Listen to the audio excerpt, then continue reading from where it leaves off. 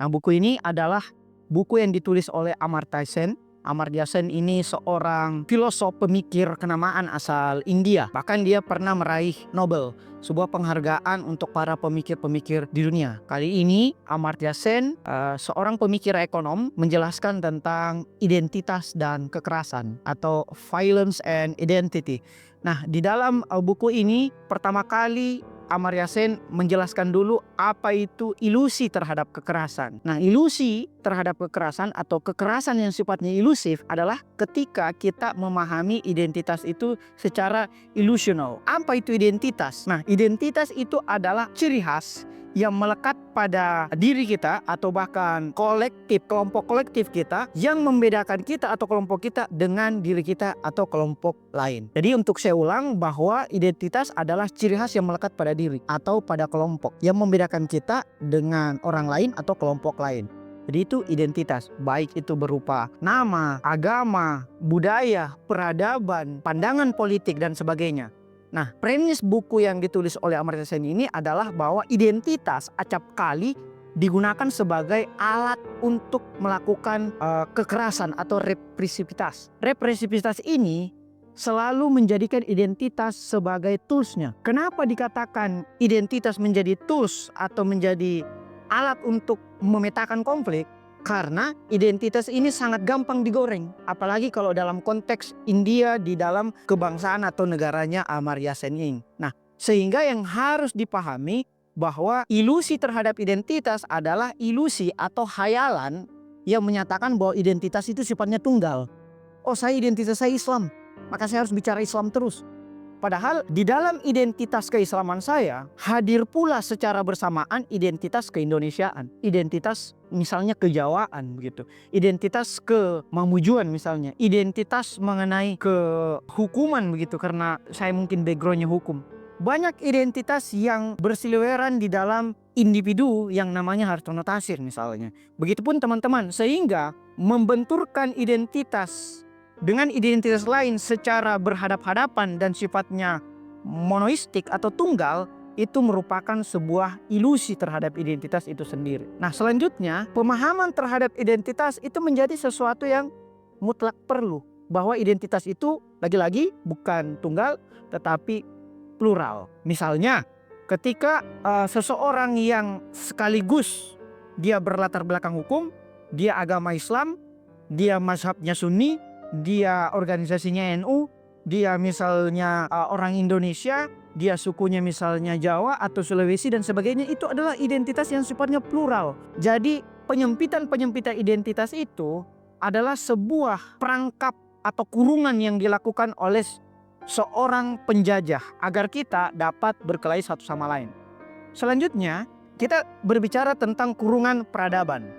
Bahwa kurungan peradaban itu adalah sebuah jebakan yang menganggap bahwa antar satu peradaban dengan peradaban yang lain itu mengalami benturan. Jadi Amartya Sen mengkritik habis-habisan gagasan dalam buku Samuel P. Huntington yang berjudul The Clash of Civilization atau benturan peradaban.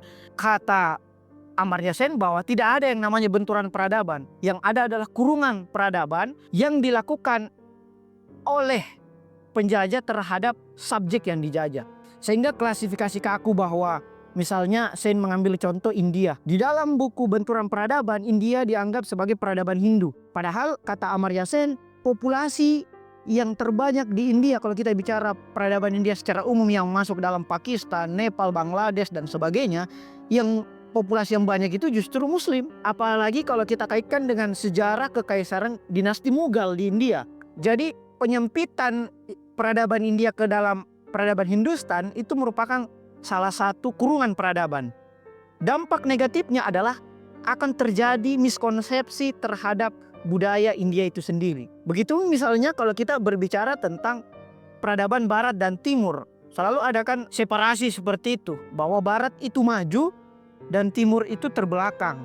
Belahan dunia utara itu maju, belahan dunia selatan itu adalah terbelakang, miskin, sumber daya alamnya dikeruk oleh belahan dunia utara. Padahal tidak semua yang di utara itu penjajah dan tidak semua yang di selatan itu adalah terbelakang. Amartya Sen lebih lanjut menjelaskan tentang afiliasi keagamaan dan sejarah misalnya kaum muslimin. Bahwa orang-orang muslim itu paling memiliki banyak sekali faktor-faktor identitas dalam dirinya. Kenapa? Karena di dalam agama Islam sendiri itu sudah terbagi lagi ke dalam 73 golongan.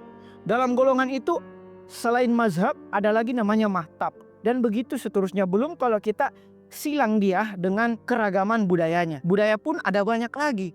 Apalagi kalau orang muslim itu berada di negara yang sangat multi etnis. Misalnya di Indonesia. Jadi sangat sulit kita menyatakan bahwa ya Islam itu adalah orang yang misalnya dia terbelakang. Orang Islam itu mungkin hanya satu sampel. Ini juga menjadi otokritik bagi pandangan Islamisme yang menyatakan bahwa Islam itu harus memiliki khalifah yang tunggal gitu. Misalnya kalau kita mengacu buku Bazam Tibi yang berjudul Islam dan Islamisme, bahwa Islam itu agama, betul.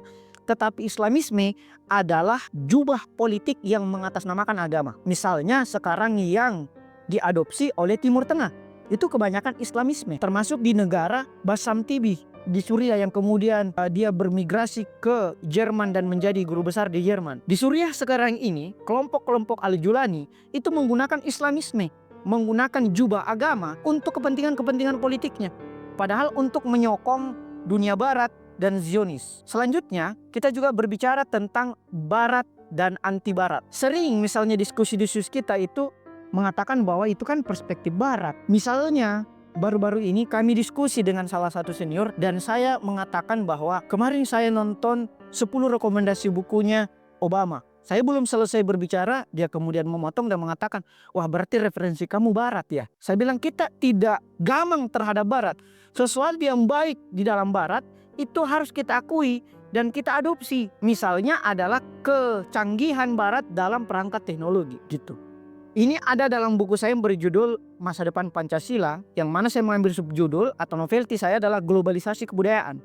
Bahwa kita harus mengakui kalau yang dari luar itu bagus kita bisa adopsi, yang buruknya kita filter. Sembari kita juga mengakui yang bagus dalam diri kita dan juga mengakui yang kurang baik dalam diri kita. Misalnya budaya-budaya yang sifatnya itu adalah kontraproduktif. Jadi barat dan anti barat itu adalah salah satu contoh friksi identitas, kekerasan berdasarkan identitas.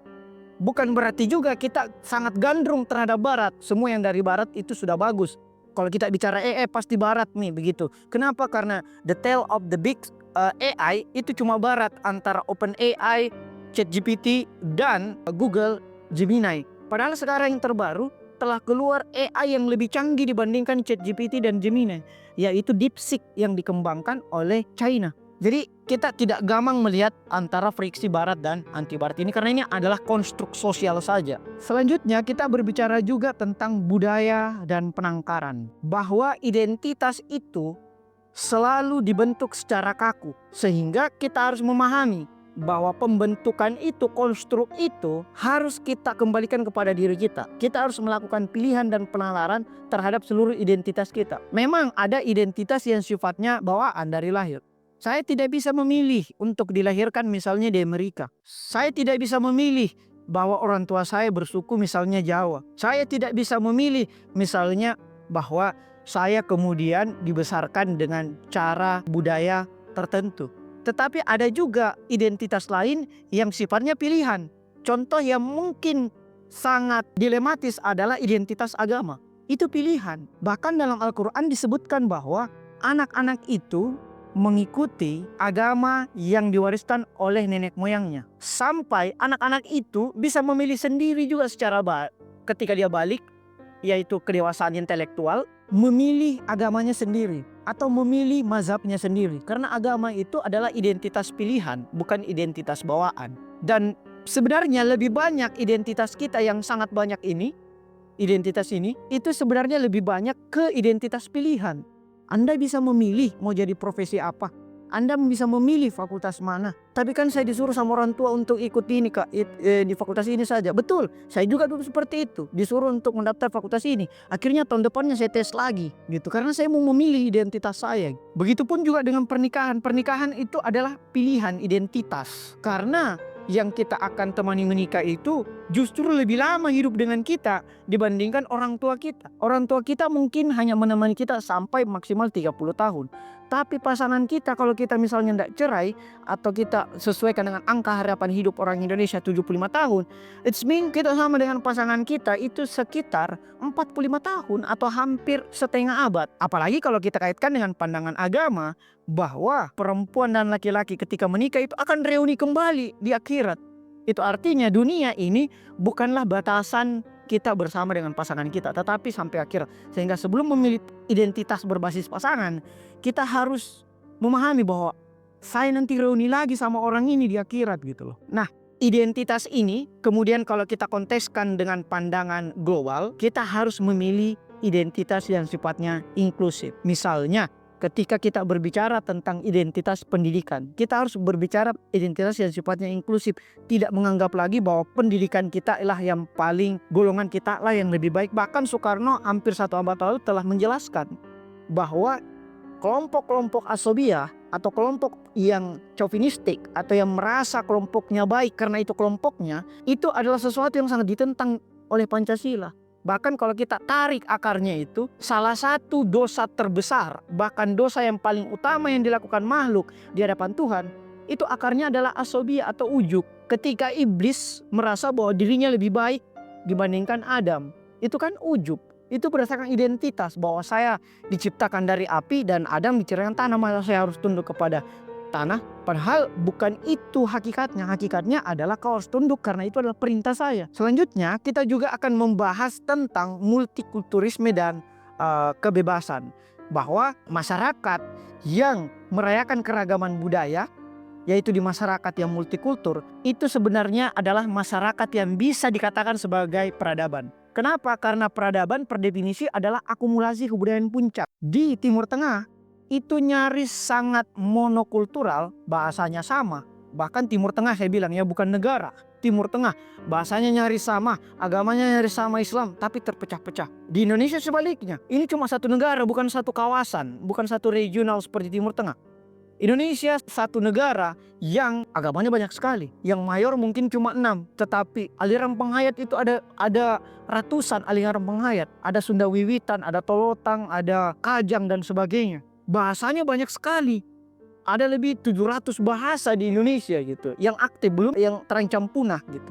Tapi masih bisa bersama. Sebagai penutup, bahwa ketika kita membincangkan tentang identitas, maka penting untuk memahami tentang kebebasan berpikir.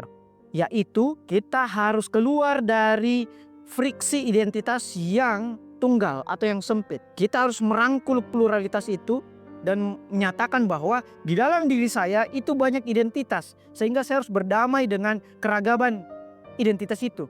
Sebelum kita mengatakan bahwa kita harus toleran dengan orang lain, kamu pun harus toleran dengan dirimu sendiri. Kenapa? Karena dalam dirimu itu banyak keragaman yang harus kamu toleransi.